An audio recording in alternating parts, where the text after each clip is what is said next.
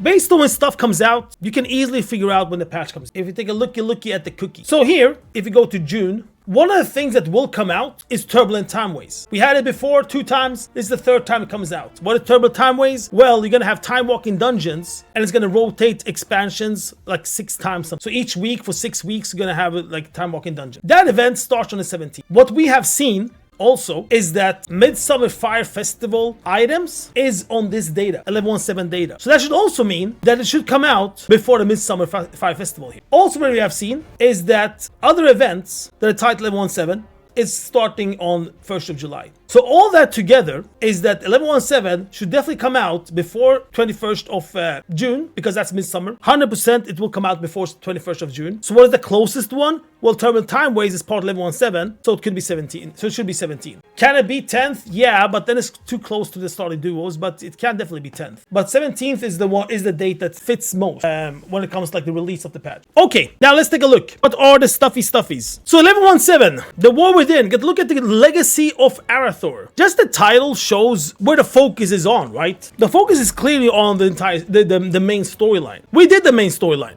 We have checked it out. Fair and Lothar, that's where it starts. In Dornogal, that's where you take the quest. This entire quest line is about that you're gonna go to the Arathi Highlands, where there's gonna be some internal conflicts in Stormguard, and Hammerfall orcs will also be like in it as well, and all these enemies that are tied to like the Arathi area are like tied to it as well. The interesting thing about this entire quest line is that you can do it as Alliance and you can do it as Horde. We did it as Alliance and we did the first part as Horde. I haven't seen any main differences of the story and the quests you do, but there are some like small things here and there. That's the only thing I've seen. There are small things here and there between them. So you can definitely do like both of them just to see like how the difference will be. Reward, of course, when it comes to this entire storyline. According to the article, it says that we get Transmog inspired by Farion's own pauldron. Now, first time I read this, I thought it was her actual shoulder she actually get as Transmog. And then when we got it, turned out it wasn't exactly her shoulder. It was the look of it. And this is how it looks. These are the shoulders. So it's definitely not like the ones she has. But it's like the text says on the article. It's inspired by her. So let's put them like next to each other to see the difference. Which one looks most badass, man? Which one looks most badass? So you get like one of the sides. You get them on both sides. What you can do if you want to look like her shoulders. So we have the Transmog sets that comes from the Arathi thingy, right? So Hollowfall has loads of different transmogs that you can get either from like, I think even Delvish stuff. Yeah, you can get it from Delves. You can get it from a World Drop set. You also get it from the Flame Radiance that we have now, this 11.15 patch, the white one and the purple one. So what you can do, if you have parts of this, and I think it has to be the World Drop version, then it can almost look like hers. You split it, you split each transmog separately. One part you take like the one you got from hers inspired, Fair inspired, and the other one you take from one of the ones you got from the Arathi one. Not exact, but similar, right? You get a little bit closer to her look. Another thing that you get, complete as Alliance, you get the Stormguard tabard.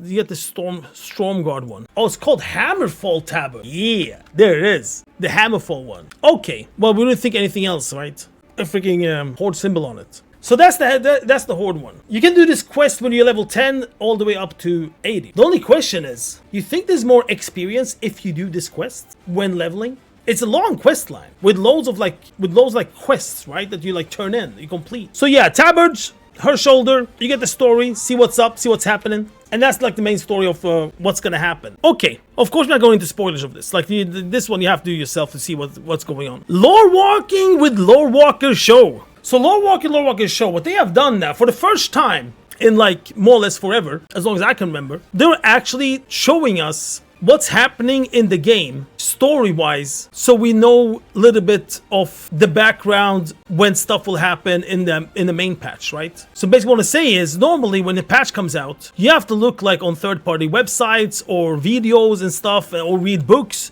to see like what is going on with the story to understand it more, right? What they have done now is that they put it in game. And not only that you will walk around or just see the story, you actually do a full quest about it. And that is huge. That's like huge and huge. We have never seen like stuff like that before. It took what, 20 freaking years for Blizzard to figure out this is what they should do. But at least finally they did it, right? Finally we can see like story stuff in game to understand what is happening. So what will happen is that you will get a quest in your quest log where you'll find Lorewalker. Go to Lorewalker Show and talk to him. He will be here in Donegal, in this area. Oh shit, really? A story that didn't make it? Which of who? Who was it? High elves, blood elves, etc. Oh shit. Oh, but that means that will come. That means that will come 100%. Not now, but I mean, you know, it'll come in the future. So we're ready for it for the next. Is the next expansion we get the high elves and blood elves? Whatever that city is called. Silver Moon. Alright, cool. Like that's so good. Like this is what the game needs. The game needs to tell us a story of what,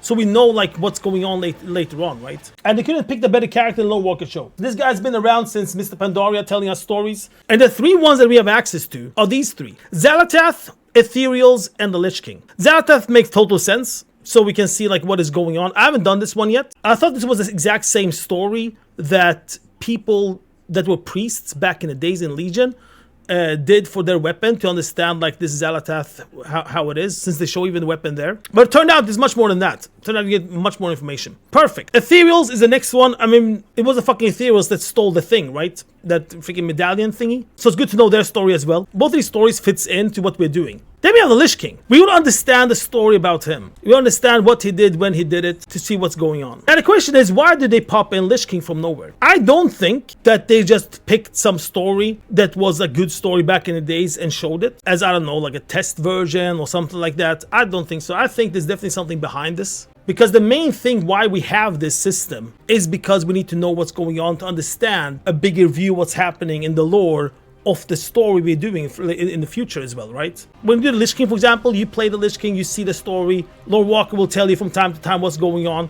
It's pretty cool how he tells it. Everything becomes like shadowish around you, and then they only show you and Lorewalker Show sitting on this bench, and everything around the background is like shadow where you are when you're like doing the story. It's like really cool made, man. I really enjoyed that. Okay, reward wise, each one of these, when you complete them, gives you a toy. These different toys does different things. Call upon a memory of Xal'atath. Her voice will echo with glee whenever you kill a foe. So you're gonna hear her in the background when you kill stuff, or gonna proc it to hear her. The Ethereals take an appearance of Karesh or Kareshi. You can look like this dude that is part of the story. And the last toy is that you turn into Arthas and walk around like him. Those are the 3 ones when you complete these. Takes, I would say, maybe 30 minutes, plus minus, to complete like one story like this. Overcharged Delves. Oh shit, dude. Okay, you guys ready for this big boy? This is a big boy. Big boy. Okay, Overcharged Delves. What's gonna happen? Not only do we have bountiful delves, now we're also gonna have overcharged delves. These overcharged delves, I haven't seen them on non-bountiful. I've only seen overcharged delves on delves that are bountiful. So how do you know it's overcharged? Well, you clearly see on the map now, right? There's sparky around it. Then you know it's an overcharged delve. It's gonna swap, so you have 2 per day then, I guess. Not all of delves will become overcharged. Kriegwall's Rest, Skidding Breach, Spiral Reeve, Nightfall Sanction, Fungal Folly, and Side Street Sluice. Those are the ones that will become or can become overcharged. So when you log in level 17, you need to find a dude yourself. You can't even see it on the map. I didn't see it on suggested content either. Maybe it's gonna pop up on suggested content. But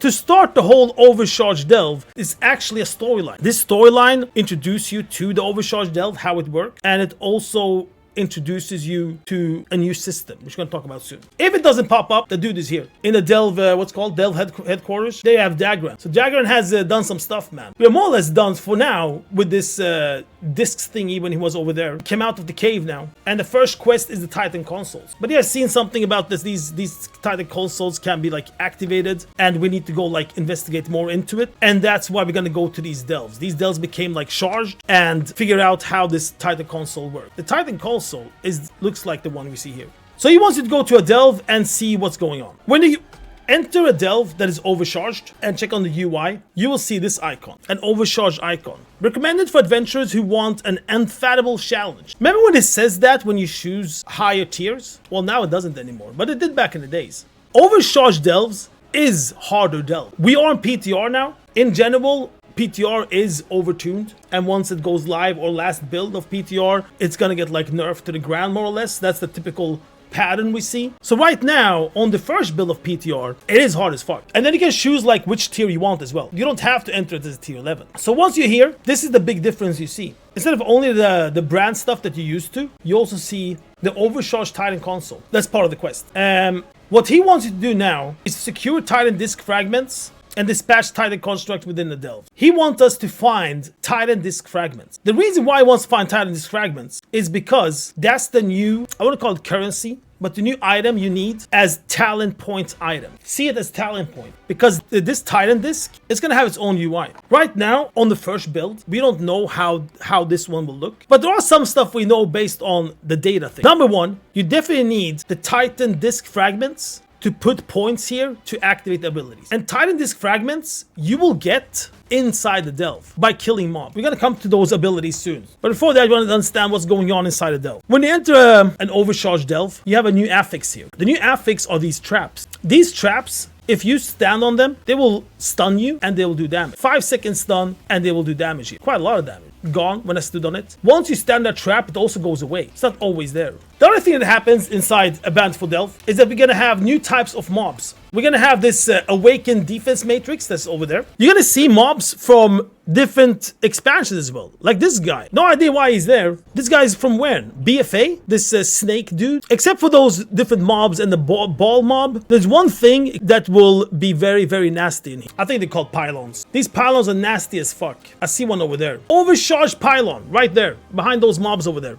Overcharged pylons will shoot electricity at you. Right now on PTR, they do insane damage. So as soon as you see an overcharged pylon, you have to run, you have to tunnel vision, and go destroy that one ASAP. They do much more damage than all these mobs that are in front of him. Okay, he wants us to farm Titan disc fragments for the Titan console. The Titan disc fragments are from these mobs. Looks like that. We have mapped how much you can get. Around 1 to 3 Titan disc fragments on those special mobs. It's not all mobs. It has to be special mobs that are over these overcharged tide mobs. Then we have also seen 30 from the end run, from the Bountiful Rare Chest. You get 30. And then you also get 10 from rares. You know these star rares that are in here? They drop 10. In total, a full run gives around 70 fragments. The quests requires 100 fragments per time. When they want us to add these fragments into the machine, well, at least 100 fragments the first time. It can be more and more. I'm guessing it's going to be more and more. I'm guessing it's going to be like the horrific vision talent tree, that it starts low and then become more and more and more. So now we know how we get them, right? Through the quest line in the beginning with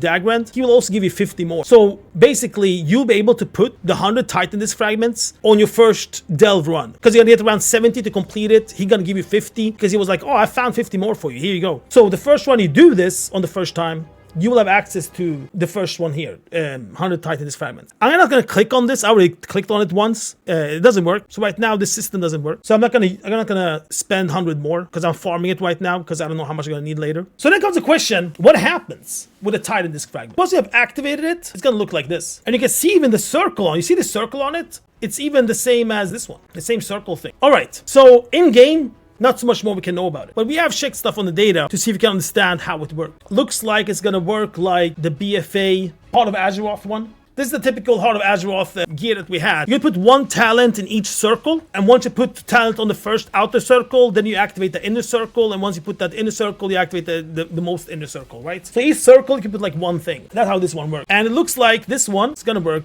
the same. The abilities we have found that are tied to this one so far are first 4 abilities that are stat-based. One that procs versatility, one that procs crit, one that procs haste, and one that procs mastery. Then we also found power as well. Not only like that it procs abilities, also proc like some kind of power. We have found that you shoot out a charged bolt. You can proc to shoot charged bolts. You can proc to shoot lightning rods. We also found even cooler things, which I'm guessing is going to be the inner circle, the most inner circle. Either it's going to be overcharged empowerment or overcharged fortification, which I think is going to be based on what class you are. Suffering damage from overcharged trap grants you 25% increased damage for 7 seconds, stacks up to 3 times. These traps are these traps. These traps normally stuns for 5 seconds and do damage. But if you stand on them, you get 25% increased damage for 7 seconds, stacks up to 3 times. Also, what it says on this ability, take 25% reduced damage, heal 5% of health every 1 second, and also deal 5% increased damage. That's the general thing it does. With the healing one, if you stand on the trap, you get reduced damage taken by 15% and restore health every second for 7 seconds. Also stacks up to 3 times. And the buff you have all the time will be take 15% reduced damage and heal 5% health every 1 second. So these are like big boy buffs, right? So we're playing around a little bit with these abilities, how it can look, right? You're gonna have outer circles, we have inner circle, and then we also notice, but wait a minute, some of them are like way too powerful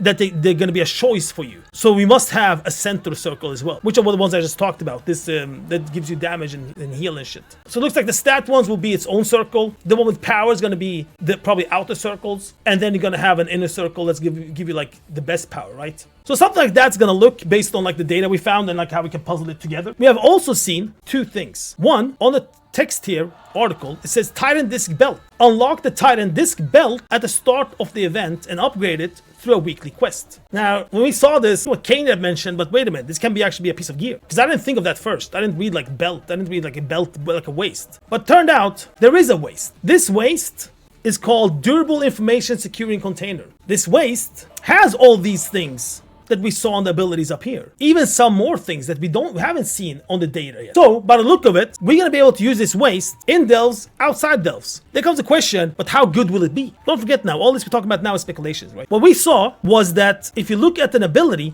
it gives you two information, not only one. One is your spells and abilities have a chance to proc something, either stats or some kind of power. The other one is something inside the delve, if you kill it or do something, it will trigger this ability. So basically, my abilities can proc it, or something inside the delve can proc it. There's one that says if you kill an overcharged pylon, one of those, it will proc it. So if you put that together, it looks like the ones that says your abilities have a chance to do this, that will be like all the time. So it looks like we're gonna have a borrowed power that can use more or less everywhere. And then we're gonna have it even more powerful once you're inside the delve, because the stuff inside the delve can also proc those abilities. So basically inside a delve, you'll proc this shit even more than outside of a delve. And it also says that you can use this waist to open up this one as well. You don't have to go to the console in the delve to open up this. You can just use your waist, like right click on it, this will pop up. We have some stuff here that I've written, like the new mount, Overcharged Mech Suit. So the Overcharged Mech Suit is the one that you can proc. This one, boom, that's the one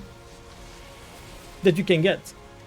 New gear part, can we have added gear like at the end of the delve, like new type of gear. More delve currency has not been out on this build. Because yeah, we have tested it. We compared delves today with the level 17 delves. And I thought, okay, but then that should mean we should be able to see it in level 17, right? Well, everything is the same except for one thing. One big thing. Gilded Stash from 11 has been increased to 10 Gilded Stash instead. That's the only change we have seen. There should be more, because they said that on the turbo boost, we should get more crests. We should get more, I mean, not only on Gilded Stash, also the other crests. We should get more Valor Stones. We should get more Undercoin. We should get more Delver's Journey, because that should be increased. But all these things that we have tested, all these things we have compared, there's no difference whatsoever except for the Gilded Stash. New UI options, the combat assistant button and single button assistant. Okay, the rotation and the one button thingy.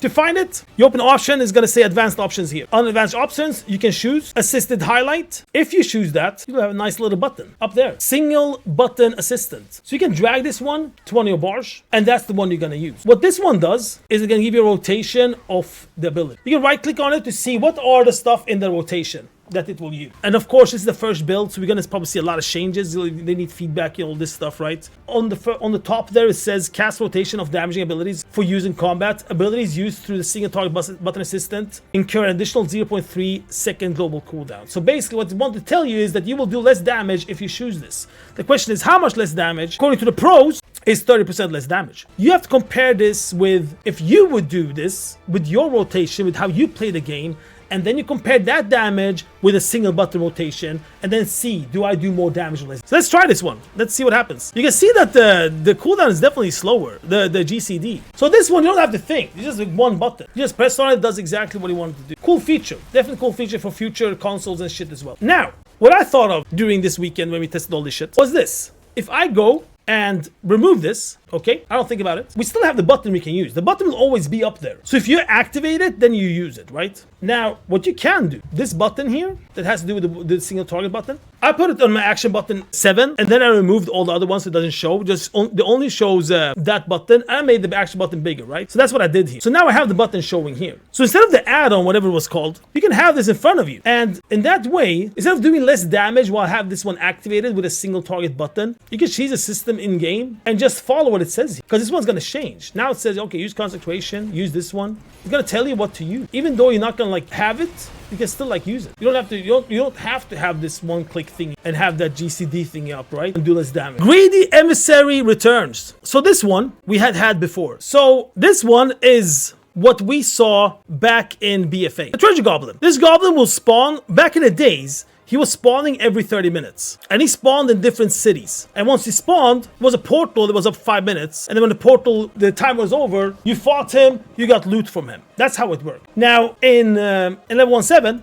this guy's coming back. But a little bit different with the rewards and stuff. This one was tied to Diablo 4 rewards. Most likely Diablo 4 rewards will still be there, but this one's a little bit different. The transmogs tied to the Greedy Emissary is a tier 2 armor set, but recolored version. So we have the Paladin one, Death Knight, Hunter, Mage, Monk, Chamois, Evoker. Holy shit, look at the Monk. Yeah, it looks like they have a dark and red, right? That's the new color theme. Warrior, Druid, Priest, Rogue, Demon Hunter, and Warlock. The Rogue feels like looking almost the same, because the Rogue set was in general red and black, right? We have seen loads of elixirs tied to the Greedy Emissary. Loads of them. And all these do are more or less the same thing, which is this, you throw the elixir back to the portal when it spawns. Beware, it most likely hit the treasure goblin on the other side. And then we have like a lot of them. We don't know yet how this works. We will not know how this works during the PTR. This part is not in the PTR to test. So this we will know when it's live. Another thing that we've seen in the data is this chest, a Hellcaller chest. And it says like this: your first 10 Hellcaller chests contain guaranteed Hellstone shards. Additional chests after the 10 have a low chance of Hellstone shard and also Valus and other items. It's the Hellstone shards we're gonna use to buy the transmogs and maybe even other stuff. Now, what we don't know, since we can't test this, but when you think about it, is this per character? Because does that mean that the more alts I have, the more 100% shards I will loot? Or is it per account? But I'm guessing it's per character. But that we have to see when it goes live. And Hellstone Charge, like the text of it, it says, earn for activities during Greedy Emissary event, exchange for Hellish armor sets in Dornogal. That is these sets. So that's what we know about how this one's gonna work. And then it says like this under. Alongside this event, we're also providing Collectos Bounty buff. So now, there's another event that starts at the same time. The Greedy Emissary starts on 1st of July and will last 1 month until 1st of August. At the same time, we're gonna have this event as well. Collector's Bounty. During the exact same time point. So what is the Collector's Bounty? A buff will aid players in the hunt for legacy loot by increasing drops in legacy content through Azeroth. We have one thing that we saw in the data, and it says like this: foes in legacy dungeons and raid find themselves loaded down with extra treasure. Defeat them once more to collect the bounty rewards. So by the look of it, during this buff, during this month, you will get more loot when you kill shit. So instead of maybe like 3 items, you might get, I don't know, 5 items or 6 items, you know? So you get basically more during this time. That's what we know about this buff. And then we have the last one, the time walking one, the Turbulent Timeways. Starts on 17th of June, ends of 5th of August. That's the date we know of this. Turbulent Timeways will add BFA into the action. So time walking with BFA, that's a big one. In general, Turbulent Timeways, what it will do is that we're gonna have rotation of time walking dungeons. It's gonna start with BFA as time walking dungeon, and then it's gonna last for 6 weeks. And each week we're gonna have a new time walking dungeon. It's gonna be Mist Pandaria, then Burning Crusade, Waller's Draenor, Legion, and then it ends with BFA again. Some of these time walking expansions that was part of the Timeways before, they're not in the rotation now. Exactly like it has been before. You can get this distilled knowledge of Timeways, which increase your experience by 5%, and then you can stack it up to 30%. That's one part of it. You also get the achievement, Master of Turbulent Timeways. Same how it worked before. You gain this buff for 5 weeks during the Turbulent Timeways, and after that, you'll get the badass mount. Last time was the bee, this time is the Chrono one. The old pirate dragon that we saw from one of the dungeons back in the days. Now we're actually getting it as a mount. So this one's like super easy to get. You don't have to do so much. You just have to play the game and sub for 2 months.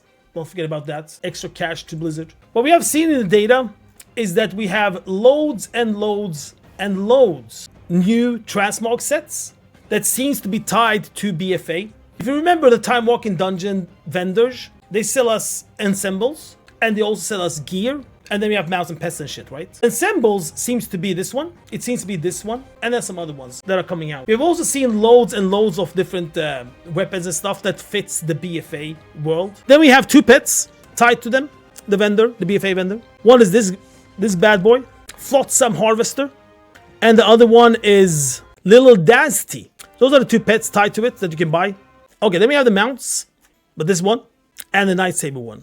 Those are the 2 mounts you can buy. So similar to all other time walking vendors, 2 mounts, 2 pets, ensembles, and gear as well. And the gear is like based on your eye level. Trading post stuff. In July, we're gonna have a trading post called Forsaken Memories. And we have seen a lot of Forsaken stuff, different colors of them.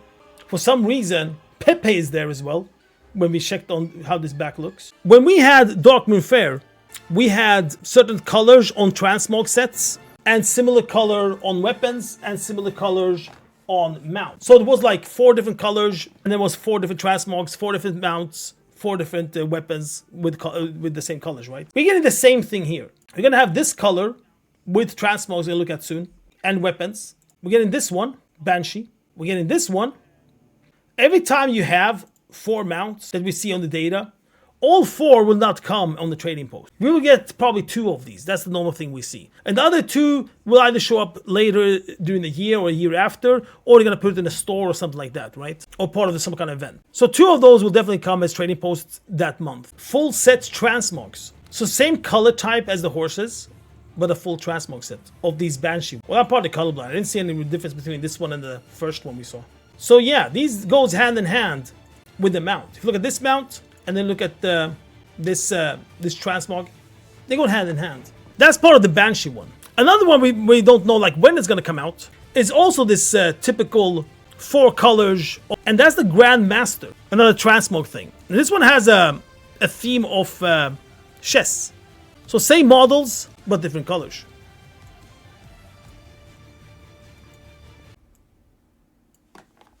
And then we have, of course, the assembled transmog instead. Also a chess design on them. And they have the same color style as mounts and most likely weapons as well that will come. So that's those. Those are the cool transmog stuff coming out. Recuperate, a new ability, which is the most overpowered ability when it comes like to all classes, I would say. Like when it's general, like for everyone. What this one does is that you can literally heal yourself out of combat. Say bye-bye to food when you need it. Mana doesn't work though.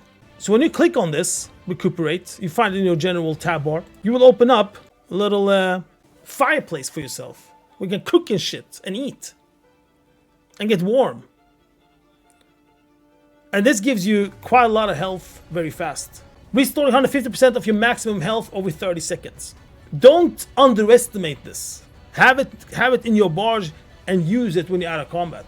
You can use it as much as you want. As soon as you're out of combat, this one works. As much as you want. There you have it. That's everything we know about level 1.7 so far. When it comes to like the text Blizzard gave us, when it comes to the data we have seen in the databases, and when it comes to stuff we have seen in game.